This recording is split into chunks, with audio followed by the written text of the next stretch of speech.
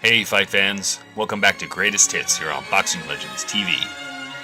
Today, we'll be taking a look at one of the most iconic sporting figures of all time, the infamous badass Iron Mike Tyson.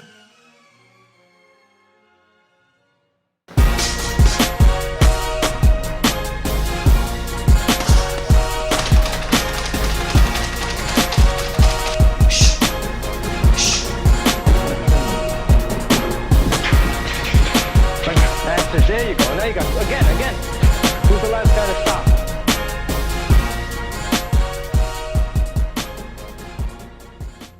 Mike Tyson turned pro on March 6, 1985, taking on Hector Mercedes in Albany, New York. Tyson had a brilliant amateur career culminating with a world title in Helsinki just 6 months ago. Legendary Customato has carefully molded this young fighter into an outstanding prospect. Backwards. A ponderous body attack by Tyson. Two blistering hooks and Mercedes is down. The public interest in Iron Mike started to grow as, over the next 6 months, he stayed extremely active, fighting 6 times and winning all by a knockout. And unloads a barrage of leather. And Kennedy goes down, it's all over. September 5th, 1985. Tyson faced Michael Jack Johnson in Atlantic City, New Jersey. Tyson was tipped to win inside the first round, and he didn't disappoint as he scored one of the most vicious one-punch knockouts the boxing world has ever seen. Johnson misses and gets hit with a crunching left hook to the body. The referee sends Tyson to a neutral corner and picks up the count. And Tyson moves in. A blockbuster right crashes off Johnson's jaw, and he drops like a fallen tree.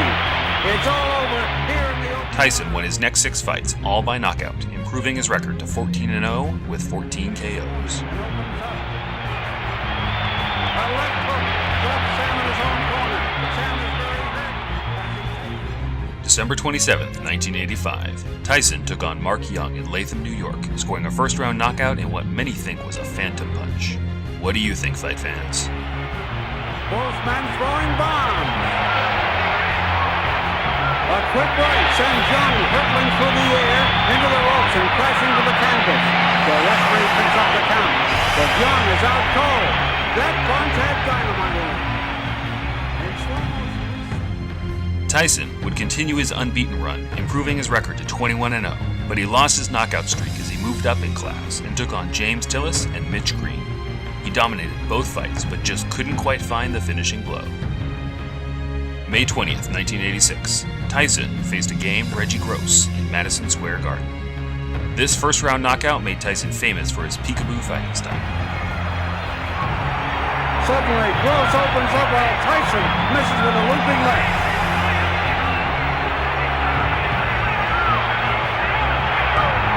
Gross continues to punch, but gets hit with a thunderous left that sends him crashing to the canvas. Gross is up at 6. And the referee wipes his glove. July 26, 1986, Tyson took on Smokin' Joe Frazier's son, Marvis Frazier, in Glen Falls, New York. Marvis had a record of 16-1, and at the time had only lost to the #1 heavyweight in the world, Larry Holmes. Tyson forces Frazier to a corner and catches Frazier with an uppercut, followed by a salvo of leather, and Frazier crumbles. Tyson goes to a neutral corner as the referee picks up the count. It's all over. In one of the most vicious displays of punching ever seen, Mike Tyson demolishes Marvis Frazier. November 22nd, 1986. Tyson tried to ink his name in the record books by becoming the youngest heavyweight champion in history. He faced off with WBC champ Trevor Berbick at the Hilton Hotel in Las Vegas, Nevada. Tyson on the left is trying to make boxing history tonight. If he wins, he'll become the youngest heavyweight champion in history. Magazine Fighter of the Year in 1986, and then made 4 successful title defenses over Bone Crusher Smith, Pinklin Thomas, and undefeated fighters Tony Tucker and Tyrell Biggs. 22nd of January, 1988. Tyson squared off with one of the greatest heavyweights of all time, Larry Holmes, in Atlantic City, New Jersey. A blockbuster right drops Holmes like a fallen tree. Holmes courageously rises and tries to shake off the effects of that bomb. Holmes says he's okay, and referee Joe Cortez tells Tyson to move in. A glancing blow sends Holmes to the canvas again. He he stumbles backward into the ropes and finally gets his balance.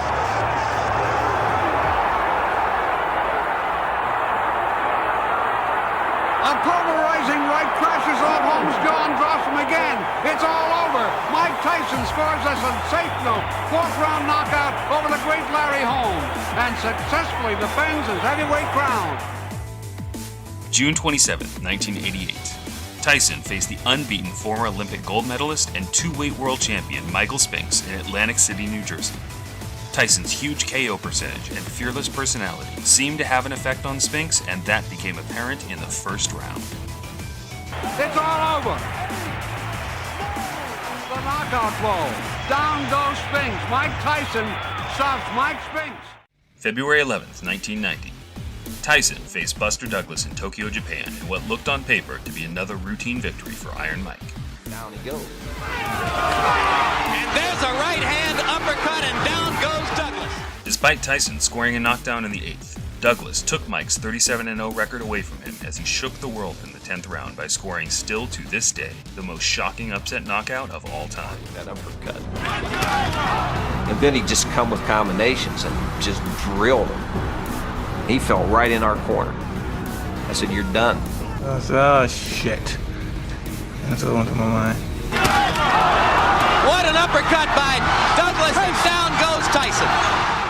Tyson appeared to be making great headway, coming back stronger after his defeat by avenging his famous amateur losses to Henry Tillman and beating heavyweight contender Razor Ruddock twice.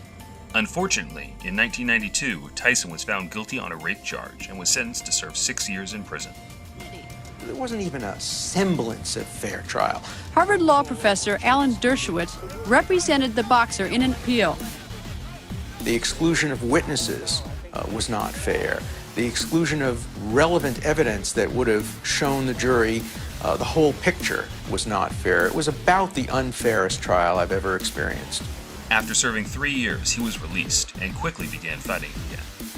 It wasn't long before Tyson got a shot at WBC champion Frank Bruno in 1996 at the MGM Grand in Las Vegas, Nevada.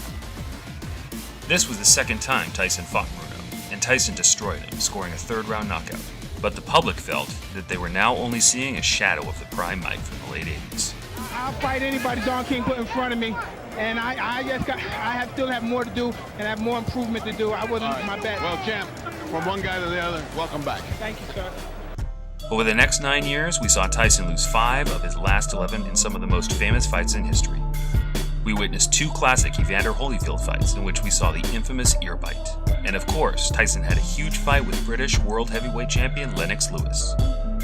In that fight, Lewis dominated and knocked Tyson out in the 8th round. It was then that fans knew they would never see Tyson win at a championship level again, and he finished his career on a low by losing to fringe contenders Danny Williams and Kevin McBride. Still, Tyson will always be remembered as the force from the late 80s who was the most brutal and vicious champion ever.